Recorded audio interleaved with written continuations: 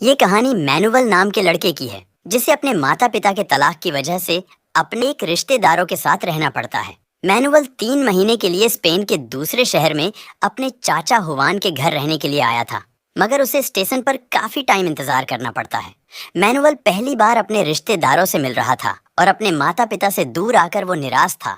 पर उसका अपने घर से दूर रहना जरूरी था क्योंकि उसके माता पिता एक दूसरे को तलाक देने वाले थे। मैनुअल जब हुवान के घर पहुंचा तो उसे पता चला कि उसके 3 चाचा हैं, जो कि ये तीनों बड़े ही पेलहरबाज आदमी हैं।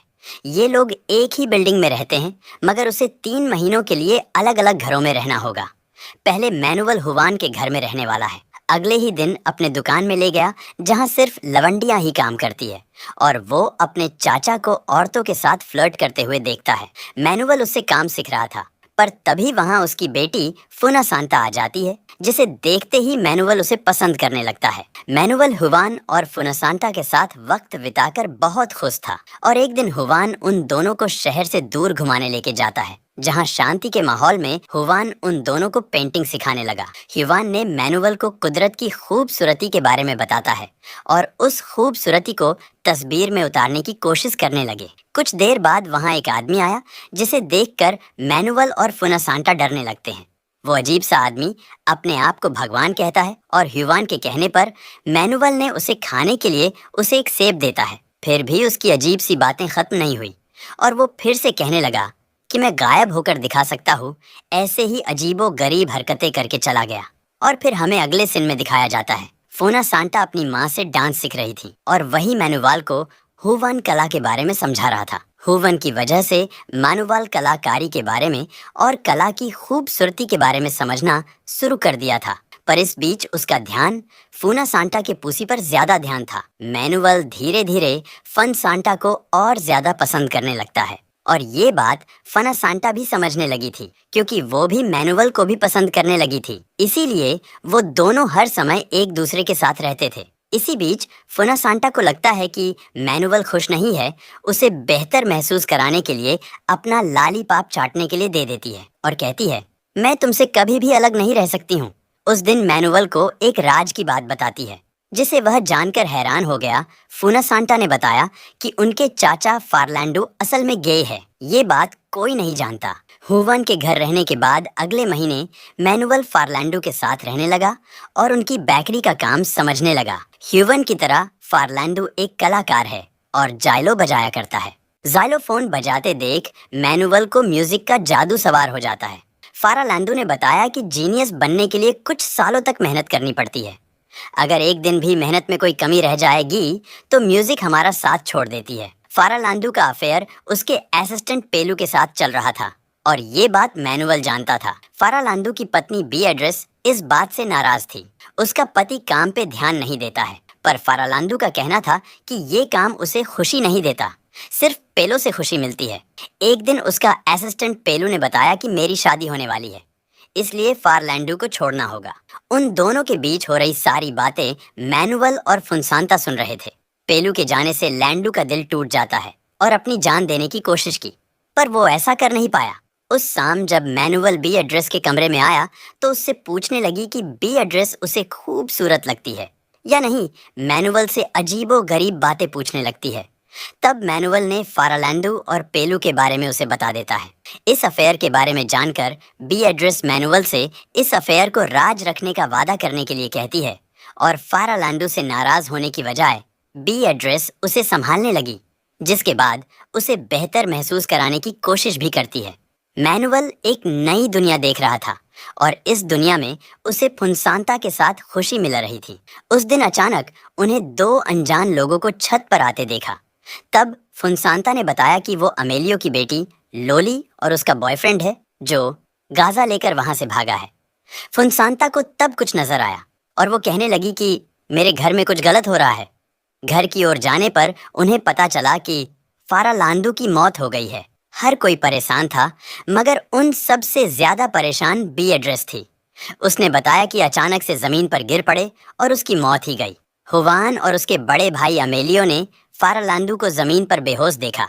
उन्हें समझ आया गया कि दिल का दौरा पड़ा है। सही समय पर अमेलियो उसे बचाने में कामयाब हो जाता है।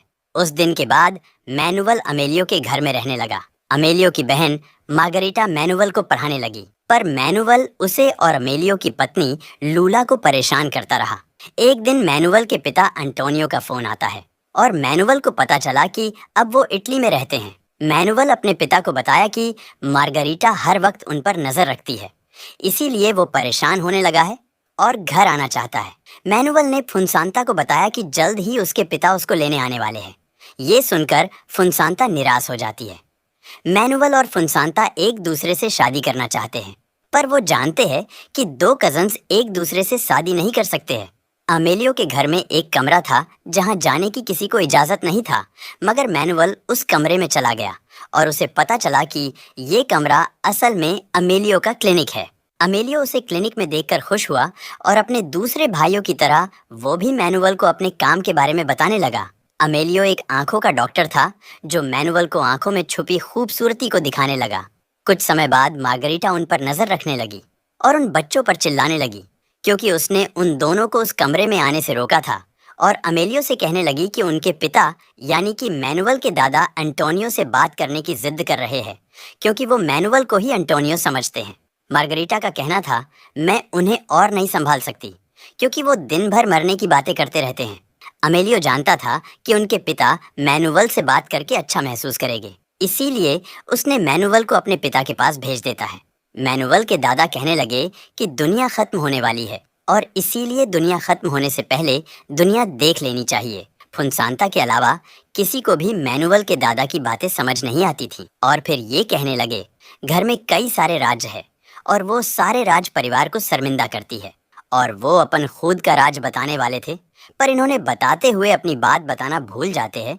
जब उन्हें अपनी बात याद आती है तो उन्होंने बताया कि मैं वर्ल्ड वॉर का हिस्सा रह चुका हूँ। उस दौरान एक आदमी को बहुत बुरी तरह मारा था और उसे मारकर इसी घर के भीतर गाड़ दिया था। वो ये राज बताने के बाद ये कहने लगे कि उन्हें एक ऐसी जगह जाना है जहाँ वो सुकून की सांसें ले पाए। यही कहकर वो सो गए। कुछ देर बाद मैनुअल लॉडी आज समय बिताने लगा और वो ये सोचने लगा कि लोली खूबसूरत दिखने के लिए अपने चेहरे को पेंट क्यों कर रही है। जब मैनुअल उसे उसके बॉयफ्रेंड और गाजा के बारे में पूछा तो नाराज हो गई। अपने बॉयफ्रेंड और गाजा की बात राज रखने के लिए समझाकर वहां से चली जाती, मगर वो ये नहीं जानती थी कि उसका परिवार पहले से जानता है कि उसका बॉयफ्रेंड चूतिया है। इस बीच मैनुअल मार्गरीटा को अजीब सी बातें करते हुए देखने लगता है और मार्गरीटा से पूछता है। वो सबको बताने लगी कि वो भगवान से बातें करती है। अमेलियो उसकी बातें सुनता है तो वो नाराज होने लगता है और उसके पागलपन को छुपाने की कोशिश करता है, मगर मैनुअल उसकी बातें सुनकर मजे ले रहा था। उस दिन अमेलियो ने लोली से कहा, तुमको अपने बॉयफ्रेंड से दूर रहना होगा, पर जब उसने अमेलियो से बहस करना शुरू किया तो अमेलियो अपना आपा खो बैठा।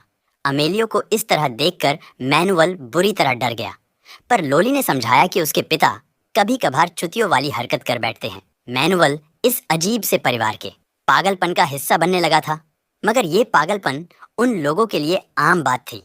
वो सब ऐसे बर्ताव करने लगे थे जैसे वहाँ कुछ हुआ ही नहीं है। और अचानक अमेलियो के पिता उन्हें अकेलेपन के बारे में कविता सुनाने लगे।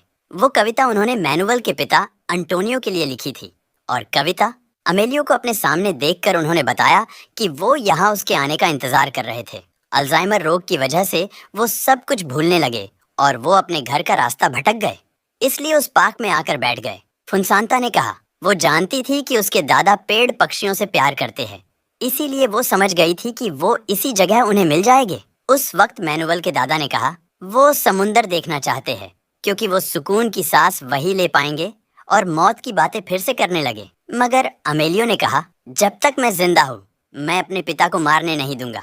अमेलियो ने वादा किया उन्हें समुंदर के पास ले जाएगा, और ये सुनकर वो बहुत खुश हुए।